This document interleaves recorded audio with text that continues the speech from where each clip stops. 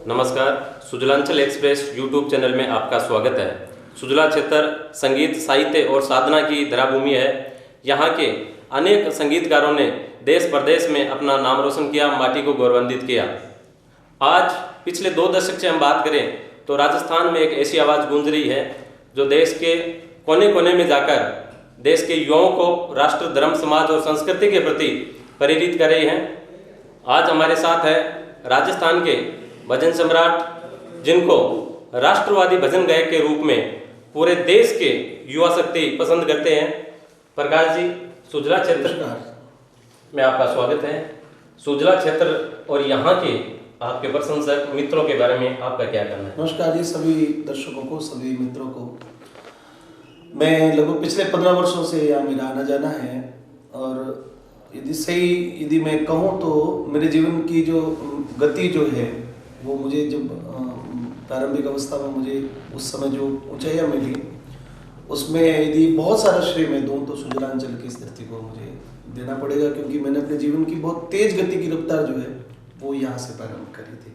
यहाँ के दर्शकों का प्रेम, यहाँ के लोगों का जैसा सुनना है और जैसे मस्त मौला लोग हैं, मस्त रहने वाले लोग हैं, वो अपने आप में कलाकार को बहुत अंदर से और भी उनको ऊर्जा देते हैं कि भी आगे अच्छा काम करना चाहिए। मैं इस धरती को प्रणाम करता हूँ। हमारे श्रोता आपके व्यक्तिगत जीवन से जुड़ी जानकारी से रूबरू होना चाहेंगे। आपकी शिक्षा, दीक्षा और परिवार के बारे में। मैं मूल रूप से बाड़मेर जिले से हूँ। बाड़मेर के पास में मेरा पैतृक गांव है और उससे ही करीब बालोतरा शहर में मैं बड़ा हुआ। मेरे पिताजी वहाँ आ गए थे। तो ग्रेजुएशन के बीच में लगभग सेकेंड ईयर में मैंने पढ़ाई छोड़ दी थी। उससे पहले मैं 10वीं तक बाद आदर्श विद्या मंदिर में जो अपने संघ की विद्या भारती का विद्यालय वहाँ पढ़ा और बचपन से संघ का शौक रहा। कॉलेज में आधे समय के बाद में मुझे इस फील्ड में रुचि थी तो मैं उसको कर नहीं पाया, तो फिर वो अधूरा रह गया। फिर मैं इस क्षेत्र में आ गया। तो बालोतरा में हमारा परिवार रहता है, 3 भाई हैं, 2 जोधपुर रहते हैं। मेरा परिवार बालोतरा शहर में है।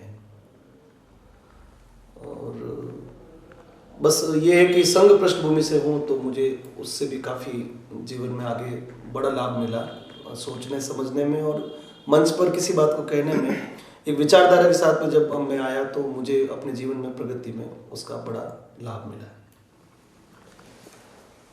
आप एक कलाकार हैं और कलाकार के रूप में आपका वो जीवन का कौन सा टर्निंग पॉइंट था जिस भजन से, जिस कार्यक्रम से, जिस समय और दौर के बाद आपको इतनी बड़ा मंच मिला और आपके फॉलोअर्स दिन दुना रात चौगुने बढ़ते गए? देखिए, मैंने सबसे पहले तो मेरा जब जीवन प्रारंभ किया तो उस समय गौ माता की कृपा से ही मैंने पहले रिकॉर्डिंग करी थी। उसके बाद में हमने एक राजस्थानी भजन जैसल ढाड़वी जो कथा थी उसका पाठ गाया। उससे मुझे अपने जीवन में और आगे बढ़ने का अवसर मिला। और मुख्य रूप से कहूँ तो महाराणा प्रताप जब हमने गाया मायर थारो पूत कट्ठे, तो वहाँ से जो मेरा जीवन है वो और भी बहुत ऊंचाई पर गया। जय धरती माँ जय गौ माता, जय गौ माता के लिए विश्व मंगल गौरा में यात्रा गाया तो उससे और भी ऊंचाई मिली। लेकिन मैं महाराणा प्रताप से मेरे जीवन में मेरा जीवन जो आज जहाँ पर पहुँचा है वो मायर थारो पूत कट्ठे उस गीत का बड़ा महत्व रहा है। आप एक संगीतकार हैं और संगीत को बहुत बारीकी से समझते हैं। आपके पसंदीदा कलाकार कौन है राजस्थान में या ऑल ओवर?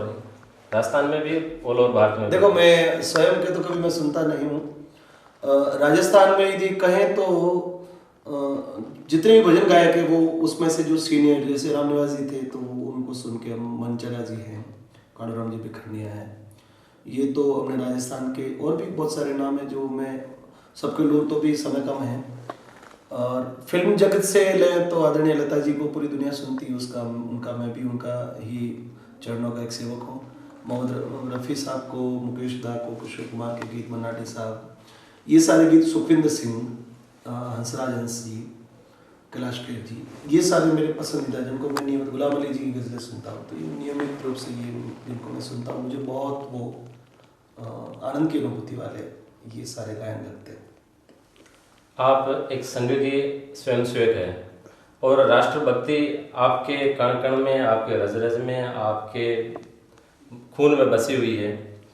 और आप एक प्रचारक संघ में व्यवस्था होती है, एक प्रचारक अपने जीवन काल में जितने लोगों को छूता है, जितने लोगों को राष्ट्रभक्ति की दिशा में ले जाता है, उससे कहीं ज़्यादा एक प्रकाश माड़ी ग्रस्त जीवन में रहते हुए भी करोड़ों फॉलोअर्स को गांव से लेकर महानगरों तक एक बड़ी फॉलोअर्स की टीम तैयार की है। राष्ट्रभक्ति की दिशा में और आपका नया क्या संकल्प है? बस अभी जो देश की परिस्थितियां हैं, अभी जो जिस दिशा में देश जा रहा था और उसमें जो व्यवधान पड़े, उस व्यवधान में जो षड्यंत्र में जो मानसिक रूप से जो लोग शिकार हो रहे हैं, मैं अभी आने वाले समय में ऐसा कुछ रिकॉर्डिंग्स या ऐसी मंच में प्रस्तुतियां दूंगी कि हम अपनी विचारधारा में जिस प्रकार से देश को आगे बढ़ा रहे थे उसमें व्यवधान जानबूझ के पटका गया है। तो हम उस व्यवधान के शिकार न हो, देश हमारा जिस वैभव की तरफ बढ़ रहा था उस वैभव के पथ को ना भूल कर हम इस षड्यंत्र के कारण से हम कहीं डिस्टर्ब ना हो, ऐसी बातें मुझे मंच पर इस दिनों में कहनी है। और जातीय धर्म संप्रदाय का हमारा हिंदू समाज बहुत विस्तृत विशाल बन रहा है, तो कभी छोटी संकीर्ण विचारधारा हमारी थी नहीं, लेकिन कुछ लोगों द्वारा ये आरोपित किया जा रहा है। तो मैं अपने मंच पर इस बात को जरूर कहूँगा कि हमारा समाज बड़ा विशाल समाज रहा है। भारतीय संस्कृति इतनी विशाल रही है कि हजारों हजारों सालों से आए हुए लोगों को भी, आतंककर्ताओं को भी, जो अच्छा मन रख के नहीं आए थे उनको भी हमने अपनाया है। तो इस देश से बाहर किसी को जाना नहीं है, ये देश सारे लोगों का है। लेकिन जो भ्रम फैलाया जा रहा है उसके विरोध में हम मंच पर निश्चित रूप से अभी बात करना शुरू किए, आगे भी मैं उसके बारे में प्रयास करूंगा कि इस प्रकार का सामाजिक सौहार्द जहाँ बिगड़ता हो ऐसा कोई विषय न लाया जाए और जो लोग लाते हैं उनके विरुद्ध हमारा समाज खड़ा हो। आज पूरे देश में सीए और एनआरसी को लेकर विरोध प्रदर्शन हो रहा है और विरोध प्रदर्शनों के नाम पर पूरा दिल्ली दहल रहा है, तो आपका क्या संदेश रहेगा? देखिए, ये मैं अभी पिछले महीने 1.5 महीने से मंच पे, जैसा हमारा तात्कालिक सब्जेक्ट को लेके कई बार हमारा गायन में कई विषय आते हैं, अमूमन ये कहते हैं कि भाई जब ये सबको पता है, सरकार कह चुकी है, कोर्ट भी कह चुका है कि भाई देश में किसी को भी बाहर नहीं जाना है, तो फिर ये झगड़ा, ये आग क्यों, और इस आग को जलाने वाले लोग क्यों, और वो किसका समर्थन करना चाहते हैं, वो किसके लिए ये आगे सेव करना चाहते हैं, उसके समर्थन में जो राजनीतिक दल खड़े हैं वो किसकी चिंता कर रहे हैं। तो कुल मिला के ये राजनीतिक उनको अपना उल्लू सीधा करना है, कुछ तुष्टीकरण जैसा होता है, एक वर्ग को अपनी तरफ खींचने के लिए शुरू से ऐसे प्रयास हुए। 70 सालों में ऐसे बहुत सारे विषय हुए, नाम मैं किसी का लूंगा नहीं, लेकिन आज सजग जो नागरिक है वो हर बात, हर व्यक्ति को समझाए कि ऐसा नहीं है और इससे देश को नुकसान हो रहा है। तो मैं भी उसमें लगा हुआ हूँ और भी बहुत सारे लगे, लेकिन धीरे धीरे ये बात भी लोगों को समझ में आएगी कि वास्तव में ऐसा था नहीं जैसा भ्रम फैलाया जा रहा है। तो उसके लिए सभी लोग लगे हुए हैं, हम भी उसमें शामिल हैं। देश में एक सौहार्द की भावना हो और देश सबका है, तो इसलिए देश के प्रति सोचे, ना कि अपने धर्म या संप्रदाय या अपनी जाति या वर्ग के लिए सोचा जाए, ऐसा नहीं, देश प्रथम होना चाहिए। ये मेरा सुझाव है और लोगों से अपील भी है। हम जब सर्वप्रथम प्रकाश जी माली से मिले थे तो रामलला हम आएंगे, मंदिर वहीं बनाएंगे, जय श्री राम के उद्घोष के बीच प्रकाश माली की वो देशभक्ति गूंज हमें प्रेरित कर रही थी। और आज आप जैसे करोड़ों देश के ऐसे युवा होंगे जिन्होंने संकल्प लिया था कि रामलला हम आएंगे, मंदिर हम बनाएंगे, तो अब राम मंदिर बनने का रास्ता मार्ग प्रस्त हो गया है, तो राम मंदिर को लेकर क्या करना है? बनेगा वो गीत, मंदिर वहीं बनाएंगे, भव्य बनाएंगे, वो समाप्त हो गया गीत, क्योंकि उस गीत की औचित्यता है ही नहीं। माननीय कोर्ट ने जब कहा कि भाई मंदिर बनना है, तो ये पहले से ही तय था कि मंदिर बनना है। ठीक है, समय लगता है, अच्छे कार्य में जब अच्छा कुछ होना है तो उसमें बहुत लंबा समय लगता है, लगा। राम मंदिर का जैसे 2019 में राम मंदिर 370 जो पूरे 100 साल की शताब्दी के सबसे ज्वलंत मुद्दे थे वो मिटे, तो सबको ऐसा विश्वास था कि मिटेंगे, और ऐसा भी था कि बहुत अच्छे तरीके से मिट जाएंगे, पता ही नहीं चलेगा, बहुत कोई उधम नहीं होगा, कोई खून खराबा नहीं होगा।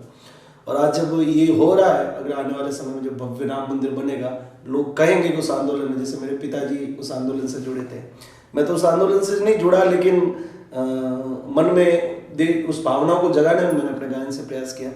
तो जब कभी इतिहास में ऐसा कहा जाएगा कि राम मंदिर बना, उस समय ऐसा हुआ था, उसमें छोटा सा एक मेरा नाम भी होगा कि उसने भी गाया था, तो मुझे और मेरी पीढ़ियाँ उस बात को सोच के उनको भी अच्छा लगेगा कि ऐसा ऐसा समय, क्योंकि इतिहास जब लिखा जाएगा तो इन सारे घटनाक्रम को लिखा जाएगा, किसने क्या किया। जैसे स्वतंत्रता की आज़ादी की लड़ाई 1857 से 90 साल का जो हम जब आज पढ़ते हैं, तो कि यहाँ ये हुआ, उसने ये किया, ऐसा ऐसा हुआ, वैसा हुआ, बहुत सारी बातें जब पढ़ते हैं तो इस दौर में जो घटित बातें हैं वो आने वाले 50 साल में लोग पढ़ेंगे। तो ये एक सफल जीवन का मुझे लगता है कि हमने एक जीवन सार्थक जीवन जिया। जब जाएंगे दुनिया से तो कम से कम ये मन में विश्वास होगा कि हमने कुछ तो देश के लिए, समाज के लिए किया जो हमारे धर्म के लिए था। गत 2 दशक से राम मंदिर का मुद्दा हो, गाय गंगा गिरनरी, राष्ट्रभक्ति, कई ऐसे मुद्दे थे जिनको लेकर प्रकाश माली ने अपने शब्दों में जैसे हमें बताया कि इस राष्ट्र की चेतना की जागृति की जो यात्रा थी उसमें सहभागी बनकर अपने आप को गौरवान्वित महसूस कर रहे हैं। प्रकाश जी, 2 दशक आपके संगीत के क्षेत्र में पूरे देश प्रदेश में आपका डंका बजा है और संगीत की यात्रा के बाद अगला आपका कदम राजनीतिक क्षेत्र में होगा? नहीं मैं बहुत सारे इंटरव्यू में कह चुका हूँ कि मेरा राजनीतिक कोई मेरा शौक नहीं है। बस ये मैं एक बार ये मेरा मन जरूर है मैं लोकसभा या राज्यसभा जो देखो अंदर से, इस तरह मेरा सपना जरूर है। मेरा ऐसा संकल्प है कि मैं चुनाव से बहुत दूर हूँ, मैं चुनाव स्वयं प्रत्यक्ष रूप से ना लड़ूँ कभी। लेकिन प्रारंभ में यदि मेरे साथ में कुछ, भविष्य में कुछ, मेरे भाग्य में कुछ लिखा है तो उसको मैं इनकार नहीं कर सकता। प्रत्यक्ष रूप से राजनीति, सीधी राजनीति करना या राजनीतिक फंडे में खुद को रखना, ये मेरा आज भी सोचना नहीं है। लेकिन देश धर्म के लिए यदि राजनीति धर्म अपनाना पड़ा तो मैं कभी पीछे नहीं हटूंगा। देश धर्म जहाँ पे आएगा और उसके लिए यदि मुझे अवसर मिले, भगवान मुझे उस योग्य के लिए, उस काम के लिए मुझे योग्य समझे तो मैं कभी पीछे नहीं हटूंगा। लेकिन मैं प्रत्यक्ष रूप से राजनीति नहीं करूंगा, ऐसा मेरा मन है। सुजलांचल एक्सप्रेस समाचार पत्र का जब विमोचन हुआ था तो प्रकाश जी के करकमलों से हुआ था। सुजलांचल के हृदय स्थली सिद्धपीठ पावड़ो धाम से सुजलांचल एक्सप्रेस अखबार का विमोचन हुआ था और आज हम साक्षात्कार कर रहे हैं सुजलांचल एक्सप्रेस यूट्यूब चैनल के माध्यम से। तो सुजला क्षेत्र के और आपके प्रशंसकों को लेकर आपका क्या कहना है? देखो किशोर जी, मैंने पहले बताया है कि ये जो क्षेत्र है वो मेरा सर्वाधिक प्रिय क्षेत्र रहा है। जसवंतगढ़ हो, लाडनू हो, सुजानगढ़ हो, रतनगढ़, आसपास के चाड़वा, छापर और बीदासर, ये जो पूरा इलाका रहा, यहाँ पर मैंने अपने जीवन के बहुत लंबे समय व्यतीत किया है। मुझे याद है कि आज बहुत सारे लोग मुझे जानते हैं, लेकिन मैं जब शुरुआत में आया था तो मेरा आपसे परिचय हुआ था या कपिल जी से परिचय हुआ। आप दोनों बजरंग दल और विश्व हिंदू परिषद के कार्यकर्ता थे, लेकिन आपकी लगन जब मैं देखता था कि आप सतत रूप से लगे रहते थे। जब बजरंग दल का काम करते थे आप विश्व हिंदू परिषद का, तब भी आप नियमित प्रवास करते थे। फिर आपने कहा कि मैं ये कार्य तो कर रहा हूँ संगठन का, लेकिन उसके साथ साथ में कुछ समाचार जगत से जुड़ना चाहता हूँ, कुछ लोगों की मन की बातों में सत्ता तक पहुँचाना चाहता हूँ और देश धर्म के लिए भी मुझे ये करना है। तो आपका जब ये कदम, जब ये नाम आया सुजलांचल, तो मुझे बड़ा, आपने जिले के लिए शायद भी सुजला ऐसा जिला बने, ऐसा आंदोलन किया था, मुझे सब याद है। लेकिन आपका जो प्रयास था वो प्रयास आज देखो कितना सार्थक हुआ है, कितने सारे लोग आपसे जुड़े और आपकी जो छवि लोगों के बीच में, जो साफ छवि पत्रकारिता की, जब लोग कहते हैं किशोर जी बहुत ईमानदार पत्रकार है तो हमको अंदर में बहुत अच्छा लगता है। यहाँ के लोगों का जो मेरे प्रति प्रेम है वो मेरे लिए बहुत बड़ा वरदान है और उसको मैं जीवन में कभी भूल नहीं सकता। ये थे राष्ट्रवादी भजन गायक प्रकाश जी माली। और जब जब सुजलांचल की धराभूमि इनको पुकारती है, यहाँ आते हैं और बड़े प्रेम पूर्वक भाव से यहाँ की युवा शक्ति को देश, धर्म, समाज, संस्कृति और राष्ट्रवाद की प्रेरणा देकर जाते हैं। प्रकाश जी, आप हमारे साथ इंटरव्यू में पधारे, आपका बहुत बहुत धन्यवाद। नमस्कार, बहुत बहुत नमस्कार, धन्यवाद जी।